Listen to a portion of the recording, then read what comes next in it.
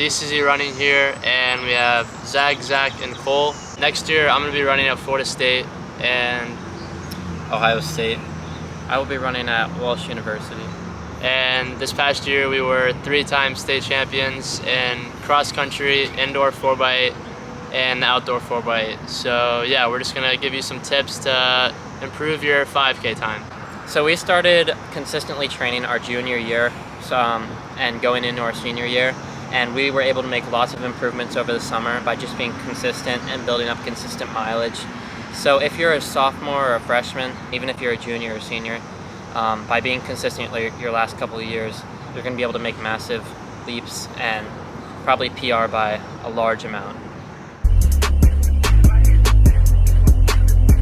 So the first key point to successful summer training is being consistent. So whether you're a freshman, sophomore, junior, or senior, you can benefit greatly from just being consistent with your running.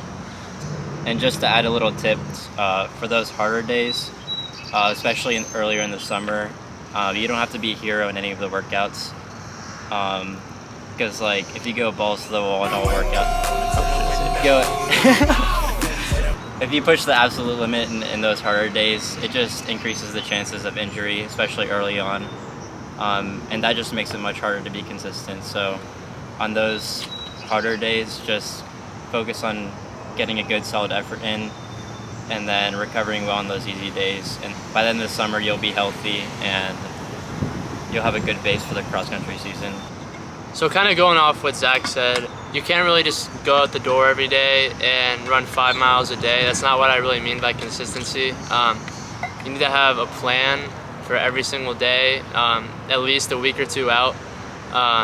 Just know what weekly mileage you want to hit, know how you want to increase that mileage, and just have a attack plan for every single day.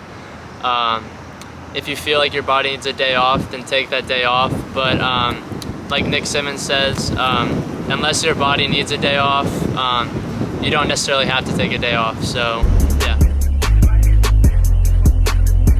So going off of that, you may be wondering how you should know what to do each day. So sort of how you want to structure your summer is going to be having a peak mileage that you want to hit at the end of the summer, and most of your summer is just going to be building up to that mileage. So if you want to run, let's say, 55 miles by the end of your summer going into August in cross-country season, you probably want to start around 30 miles, so maybe a little over half of that volume, and just break it down into however you want to per day.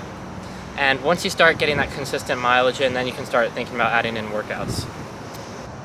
So once you've written out your plan for mileage for the summer, you probably want to start looking to add in workouts. So one good workout to add in right off the first couple weeks of summer training is a tempo run. So tempo runs are going to be 3 to 5 miles, probably around 45 seconds above your 5K pace. And all those are looking to do is further build your aerobic system. So your main goal for the summer is to make your body more efficient at using oxygen. Once your body is stronger at using oxygen, you're going to be able to stay in that aerobic zone in a 5K race at faster paces, which is going to allow you to run faster. So along with aerobic training, during the summer, you also need to be working on your neuromuscular. You also need to be working on your aerobic. Summer, you need to be working on your So during the summer, there's a lot of things that can be done outside of running to improve your 5K time. So before every run, we would do a core hit that had core exercises such as bicycles, or plyometric exercises like frog jumps. And I'll put that up on the screen, and you can pause it and take a screenshot or something if that's something you would like to follow along. So that was a good warm-up, as well as working our fast twitch muscle fibers through the plyometrics, as well as strengthening our core and glutes through the core exercises. And then after runs, we would do routines such as hip mobility routines, balance routines, extra stretching and yoga, as well as heavy lifts. So sort of just covering all the bases there, trying to build ourselves into better athletes, not just runners, which is pretty important. So once you get everything that we talked about down, you got to focus on the little things, such as sleep, recovery, diet and all that stuff. If you ignore those little things, they turn into big things. Like, you're gonna have a higher chance of getting injured, and then it's gonna be hard to be consistent all summer long and then be healthy when the season comes.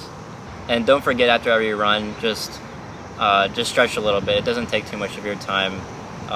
It's worth your time. And then as far as diet, I believe everything in moderation is fine, but just try to stay away from processed foods and stuff like that. Yeah, if you run in the morning, I eat a banana before long runs. It carries me through, and then after I try to have a big breakfast, or else I'm just destroyed throughout the rest of the day. So one more thing that's kind of hard to control for some people, but if you have the opportunity, it is to find a group of runners to run with in your area. It can be really anyone that likes to run. It doesn't have to be someone your age, but it's just someone that likes to run and you enjoy running with. If you have a group to run with, it makes the miles go by much quicker, and overall you're more likely to just enjoy the sport and have more fun with it, because in the end, if you're not really enjoying the sport, it's going to be hard to see improvement, and that's what everyone's after, faster 5K time. So to sort of wrap up all this information, our general advice on what you should focus the most this summer is focusing on building up your aerobic system for the fall.